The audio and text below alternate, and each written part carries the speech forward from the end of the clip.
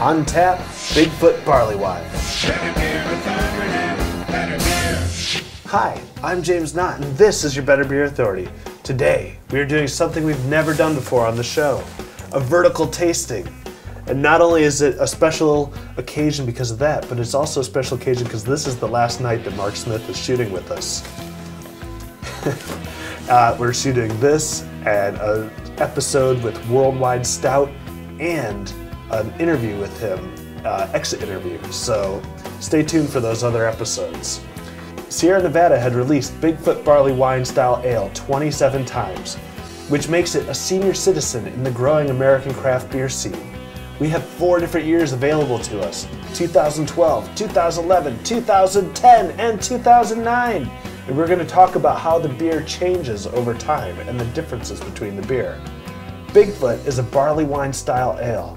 Barley wines are not wines at all.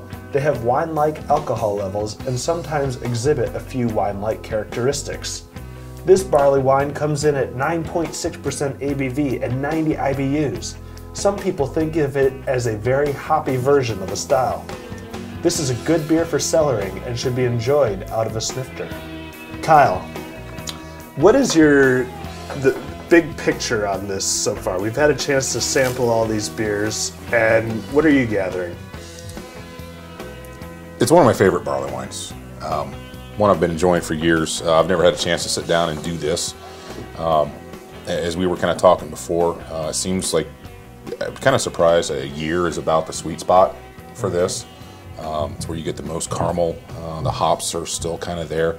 But it's really interesting to just kind of observe how it changes over 4 years. Same beer, same bottles. It's pretty cool.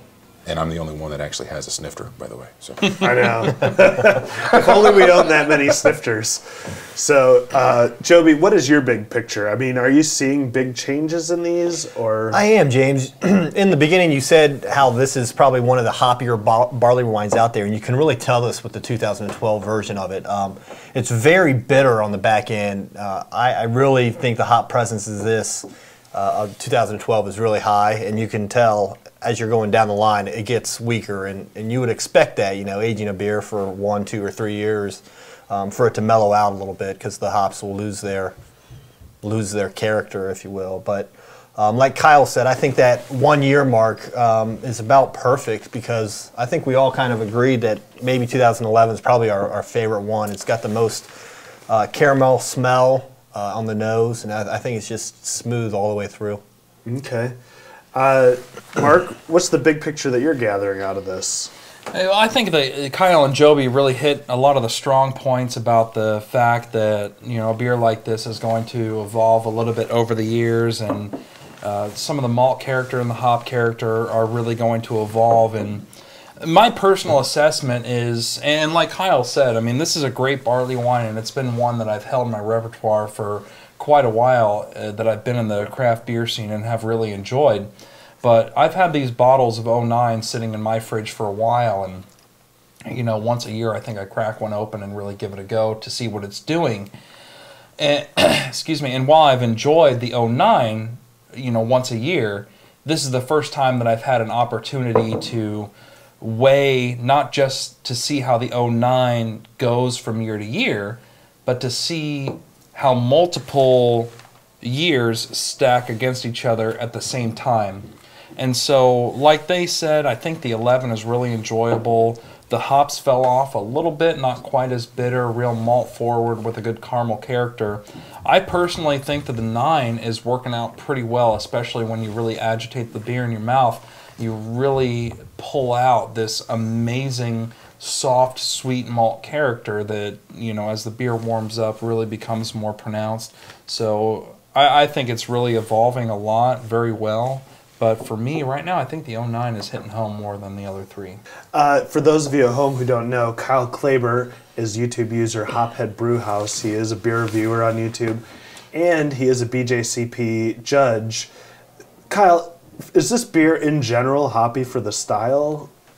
I can't, right off the top of my head, I'm not sure what the upper limit is of IBUs for barley wine. I think it's pretty high. And it might even be 90 to 100. So, I mean, this is probably maybe a little bit over, but right at, you know, the upper edge of what would fit within the style guidelines. But for American barley wines, I'd say it's pretty common. American microbreweries, craft breweries in general, just seem to be pushing the limits on just about every style. So, are you getting any differences like in the aroma on these? you get a little bit of a hop aroma out of the 12 because the caramel isn't quite as dominant. The 11, the caramel sweetness really takes over and the hops kind of take a back seat. The 10, you're kind of struggling to pick up any hops. And in the 9, the hops that are there, I'm almost having a hard time figuring out if it's just like some oxidation or maybe the hops have just gone bad somehow. It's still, the 09 is still good, but yeah, it's a little fatiguing when you try to take a smell. It seems like the 2011 and 2009 are the kind of standouts here. Is that the case for everyone? Mark?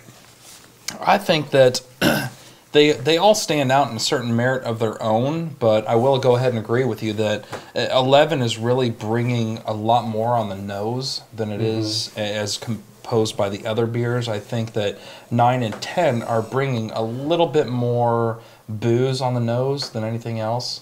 But a lot of caramel on the 11. But I think the flavor profile itself on the palate of the 9, once you wash it around a little bit, is really getting a good note. And you can actually taste, I think, a little bit of the age on there. So, yeah, I agree the 11 is great, and I think the 9 is good, too.